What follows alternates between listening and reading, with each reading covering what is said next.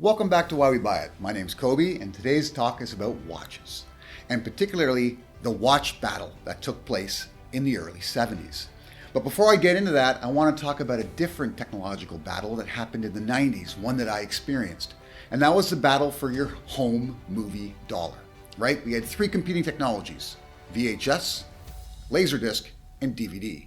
And of course, DVD won. But it won because it combined the best of the other two technologies. It gave you the versatility of VHS, the ability to record onto a DVD, and it gave you the quality of Laserdisc, that amazing visual feast for the eyes that you could witness at home, something comparable to watching a movie in the theater. And that's what everybody wanted. Most importantly, they wanted it at an affordable price. And that was the big step, right? Because Laserdisc offered you fantastic quality on your home screen or home TV at that time, but it was very expensive to produce. And it didn't have the versatility of VHS in that you couldn't really record on them. So when DVD came about, it really annihilated the other two. And this takes us into what I want to talk about today, a battle that took place in the 70s between three competing technologies. And most people know two. They know the mechanical watch, automatic, and they know quartz. But there is a third, and that's electronic. And if it was not for electronic watches, maybe quartz watches wouldn't exist. Let's get into it. Now, I've got three vintage watches to share with you today from the 70s. Each one represents one of the three technologies. But before I demonstrate those watches, I want to talk a little bit about some relevant history, the dates, and the manufacturers responsible for how we got here. And it begins in 1926, when the first automatic watch was created, invented by a man named John Harwood, but then produced by Fortis, which is a brand that still exists today. Some of you may recognize it. Now, I'm only talking about watches that don't require manual winding in this particular video because automatic watches were seen as revolutionary at this time. A watch that you didn't have to really maintain. You could just wear it every day and it did its thing. So the Harwood Automatic was released in 1926 by Fortis, but then shortly after that, we had one of the most important releases, and that was the Rolex Oyster Perpetual. And Rolex was the company that kind of came up with the version of automatic movement that you really see today. And that happened in 1931. And like most technologies, you've got someone that brings it to market and then someone who eventually perfects it. And Rolex was able to do that in 1931, so 5 years later. Now I want to talk about the electric watches. And what most of you may not know is that Hamilton was actually the creator of the first electronic watch. And that was the Hamilton Electric 500 in 1957. There's always a company that follows that maybe perfects it. And in this case, I would say it's actually the Bulova Accutron that was released only 3 years later in 1960. And that's the only electronic watch that is still being manufactured today. Bulova decided to keep working on that technology to make it theirs and make it sort of a staple of the brand. And then of course we had the invention of quartz. And most people know that the first quartz watch was created by Seiko in 1969. And it's called the Seiko Astron.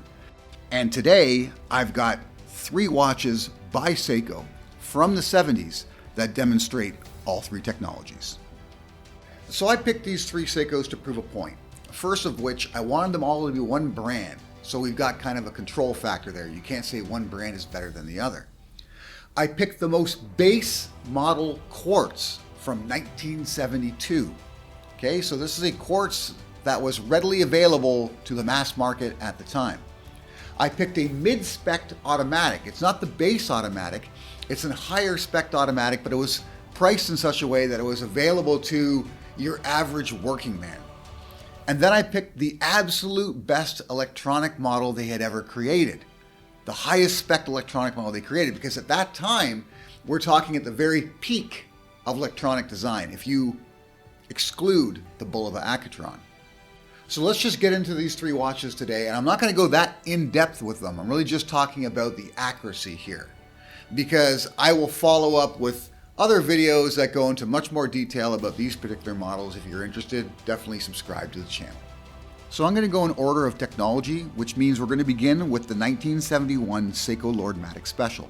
Now the special designation means it was slightly more accurate than just their standard model, although the Lordmatic series was basically third in the hierarchy of Seiko watches at that time. You had Grand Seiko, King Seiko, and then the Lordmatic series.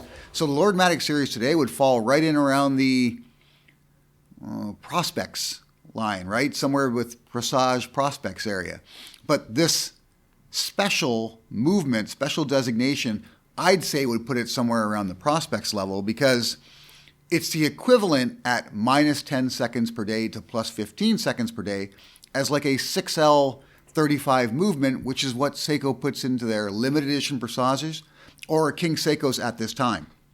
So we're talking about a very accurate movement for that time and still a respectable movement today. Next, we're going to move on to the 1974 Seiko Elnix SG, and SG stands for superior grade. Once again, we're looking at a better than average version of this particular watch, and in this case, this is the best version of an electronic powered watch that Seiko made. This uses their 0723 movement, which was the pinnacle of their electronic movement design, and this was the last of the electronic movement watches they created. This particular movement has an accuracy rating of minus 3 seconds to plus 3 seconds per day. So we're talking about better than COSC certification ratings here. It's very impressive what was possible with electronic movements in both the 60s and 70s, with Bulova being the pinnacle of it and their Accutron reaching accuracy of minus 2 to plus 2 seconds per day, right? Ridiculous accuracy that would be really a standout now. But we know that quartz won out. But why did they? And here's why.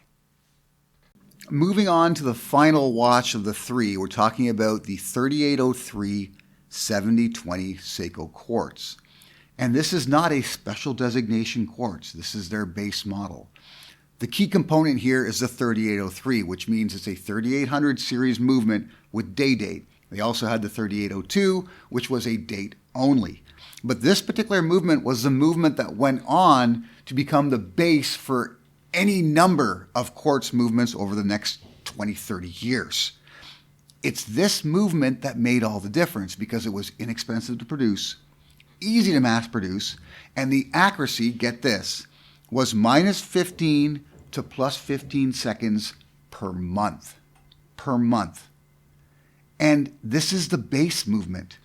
Above this, you've got a Lord quartz movement. You have the King quartz movement. You have the Grand quartz movement. And you have the Seiko Superior quartz movement. These are all levels above the minus 15 to plus 15 seconds per month.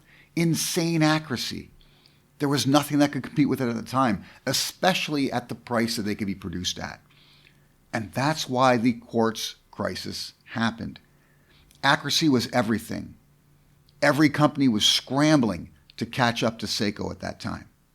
And what most people felt was the result of this was a lack and loss of a watch's soul.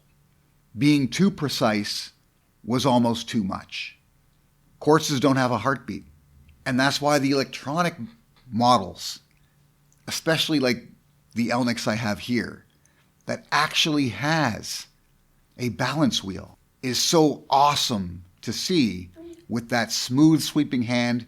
And of course, Bulova, with the amount of R&D they put into the Accutron, some of that carried over to the development of their precisionist movements. So they too have quartz-powered watches with beautifully sweeping hands to this day. Let me know if you're interested in this kind of content where I look back at some of the major stepping stones in watch history. And if you yourself own any of these particular watches or any of these sort of interesting movement watches, because there are many, many watches like this from a number of different brands. Let me know in the comments.